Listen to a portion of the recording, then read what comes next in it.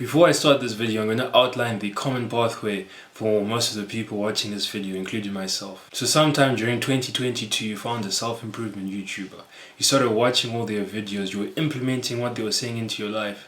And because of this, you were rapidly improving. Because before you weren't trying to improve, so you sort of had newbie gains in the self-improvement space. So in the space of a few months, you made an incredible amount of progress. But the thing is, you carried on watching those same self-improvement videos, those same YouTubers, and then you reached a plateau. You were stagnant, you didn't seem to improve for months. And you're probably in that stage where you're stagnant. And the reason being is you're watching too many of these videos. And before I continue, I want you to know that in this video, I'm speaking to myself as much as I'm speaking to you. I am not trying to condemn anyone. I'm just trying to tell people what happened to me. And I know for a fact if it happened to me, there are thousands of people on the internet who it's also going to happen to. Or it may be happening to them right now. So for me, right, I'm going to be completely honest.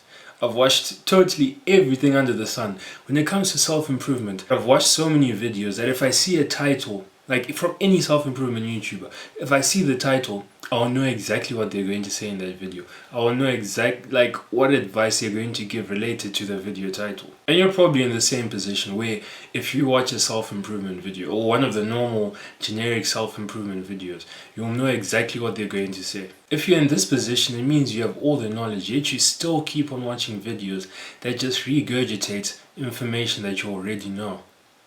Then you have to ask yourself, why do you do that? Why am I watching videos with information that I already know? The reason is that it's comfortable and it fools you into thinking that you've actually done something when you've done absolutely nothing. It's essentially productive procrastination. Because look, the truth is, if you watch a video, let's say you watch a video on, I don't know, how to cold call, something like that, right? And it's true, it's productive procrastination. Let's say you watch a video on how to cold call, right? You will gain the knowledge, you will gain the information as to how to do a good cold call. But with most skills, right, you can only be good at those skills if you practice them, if you actually use those skills and to develop them in your own manner. You would have watched that video, you've gained the knowledge, but gaining that knowledge will not help you progress towards your goal in any shape or form. So you've just effectively, productively procrastinated. And you know, this isn't just for self-improvement, it applies for finance, fitness, anything that you're trying to do or learn. There will come a point where watching more videos will provide little to no value. And what you actually need to do is act instead of gather information. But when you decide to act, another problem presents itself. And the problem is, you can't act. And I have the reason why you can't act, and I'm going to break it down so that it's abundantly clear to you. When you watch these videos of things that you want to do or of people who have achieved a certain goal that you want to achieve as well, right? Simple things like a day in the life or come with me to buy a car or closing a sales course, like things like that, right? A part of you lives your life through this person. See, when we're talking about things like adult films, right? One of the main reasons why people say don't watch it is because your brain doesn't know the difference between real and fake.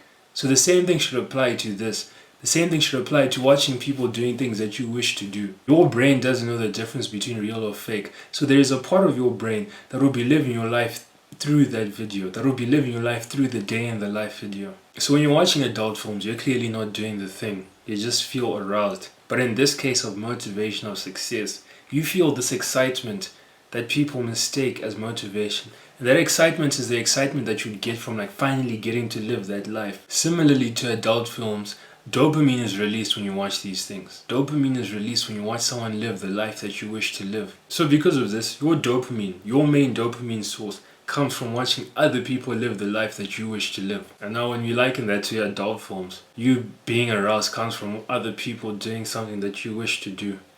Do you see the link that I'm trying to make here? Now the issue with all of this is when you actually decide to create your dream life, you can't, because the motivation's worn off. You haven't built the discipline because all you've been doing is watching videos. When you start, you're brought back to the relatively sad reality that you call your life. Because you're used to watching all these people. You're used to watching an Iman Gaji day in the life. You're used to watching, Andrew Tate do his thing. And now you're brought back to your reality where there's much less dopamine on offer. And now working is difficult because your dopamine levels are trashed.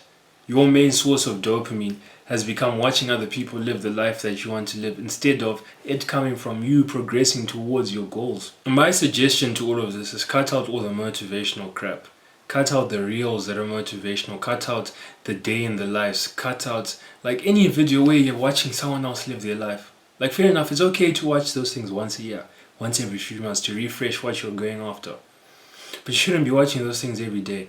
You shouldn't be watching those things regularly, because you're going to be getting dopamine from watching those things. Dopamine that doing your work, quite frankly, doesn't compare. Like this, watching someone live your dream life, right? It's up here. Actually working to obtain the dream life, the dopamine levels are here. So if you're always watching someone do this, now when you need to do that, it's less appealing. So all those motivational reels, shorts, even the videos, watch them once and then don't watch them for a few months. Actually focus on creating the life that you saw. And then the next thing you should do is just generally reduce dopamine. So what I would suggest is you massively reduce your use of social media, so that the dopamine that you get from the productive activities like going to the gym, like doing a successful cold call. And the reason why you want to do a dopamine detox is because you want to restore your dopamine levels to set them to like their baseline. You're going to want to cut out all the stimulating dopamine sources, so that the dopamine that you get from doing a productive habit like reading, going to the gym, making a cold call is much higher relative to the other things that you're doing in your life. And if you do this, if you cut out all the stimulating things in your life, you'll be more inclined to actually work. And this is exactly what I did. Over the Christmas break, I fried my brain, spent too much time on social media, spent too much time doing instant gratification. Because the truth is, what you need to know, right? The main thing is, you spent months watching other people live the life that you dream of. What I need to tell you is that create your dream life rather than watching someone else live your dream life.